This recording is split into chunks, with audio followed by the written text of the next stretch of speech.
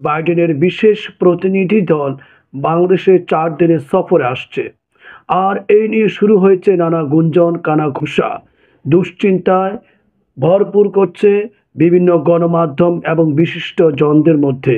তাদের এই দুশ্চিন্তার কারণে হলো যে ডক্টর মোহাম্মদ ইউনূসের গঠিত অন্তর্বর্তীকালীন সরকারকে কোনো ধরনের বিপদে ফেলার জন্য অথবা ইনভেস্টিগেশন করার জন্য তারা আসছে কিনা।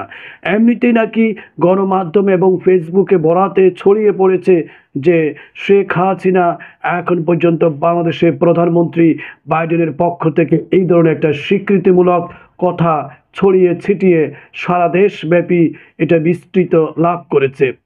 আসলেই যদি তেমন কিছুই হয়ে থাকে, তাহলে বাইডেনের যে প্রশাসন, তার যে প্রতিনিধি দল বাংলাদেশ সফরে আসছে নির্বাচনের পরবর্তী সময়ে, খুব অল্প সময়ের মধ্যে, এটি কি দুশ্চিন্তার কারণ? এটি কি ডক্টর মোহাম্মদ ইউনূসকে চাপে ফেলার জন্য আনা হয়েছে? আসলে বিশেষ কোনো উদ্দেশ্য সেটা পরিষ্কার করার জন্য আজ আপনাদের সামনে আমি এনএজুয়েল MNJ নিউজ চ্যানেলের পক্ষ থেকে শুভেচ্ছা জানাই। প্রিয় দর্শক, আসলে তেমন কিছু নয়। মার্কিন প্রতিনিধির বাইডেনের বিশেষ প্রতিনিধি দল ঢাকায় এসে পৌঁছেছেন। ঢাকায় পৌঁছার পর তারা সকালেই শ্রমিকের কাজের পরিবেশ এবং বিস্তারিত নিয়ে শ্রমিক সংগঠন সলিডারিটি সেন্টারের সঙ্গে বৈঠক করেছেন। এছাড়াও সরকারি প্রতিটি পক্ষের সঙ্গে বৈঠকের কথাও কিন্তু রয়েছে। জানা গেছে যে প্রতিনিধি দল অন্তর্বর্তী সরকারের কর্মকর্তা, বেসরকারি খাতের গার্মেন্টস উৎপাদক এবং শ্রমিক ইউনিয়ন স্টেক হোল্ডারদের সঙ্গে দেখা করবে। প্রতিনিধি দলটি তৈরি পোশাক খাতে বিনিয়োগ করা আমেরিকান কোম্পানি প্রতিনিধি এবং বৈশ্বিক শ্রম বিশেষজ্ঞদের সঙ্গে বাংলাদেশের অর্থনীতি, গণতন্ত্র এবং শ্রমিকদের সর্বোত্তমভাবে কিভাবে সহায়তা করা যায় সেই বিষয়ে আলোচনা করবে। এই সফরে অর্থনৈতিক উন্নয়ন, আন্তর্জাতিকভাবে স্বীকৃত শ্রমের মান, সেই সঙ্গে টেকসই প্রবৃদ্ধি এবং ব্যাপকভাবে ভাগ করা সমৃদ্ধির উন্নতি এবং অগ্রগতির জন্য মার্কিন যুক্তরাষ্ট্রের প্রতিশ্রুতির উপর জোর দেওয়া হচ্ছে।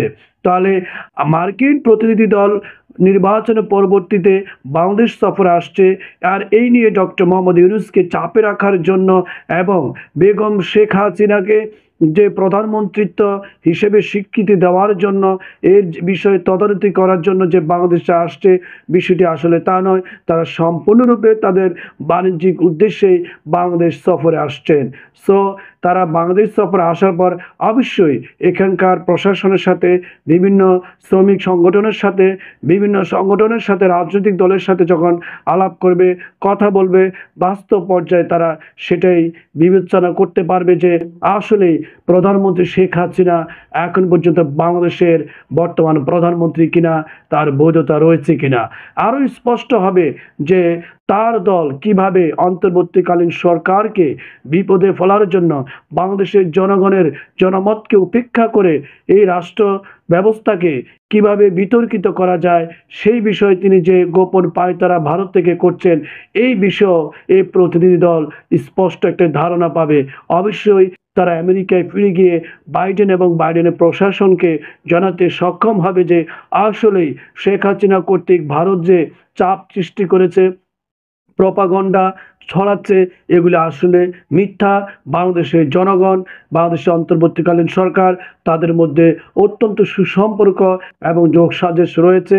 তা এই দেশে কোনো প্রকার সমস্যা নেই, বরং এই অন্তর্বর্তীকালীন সরকারের বৈধতায় এই দেশের জনগণ অনেক হ্যাপি।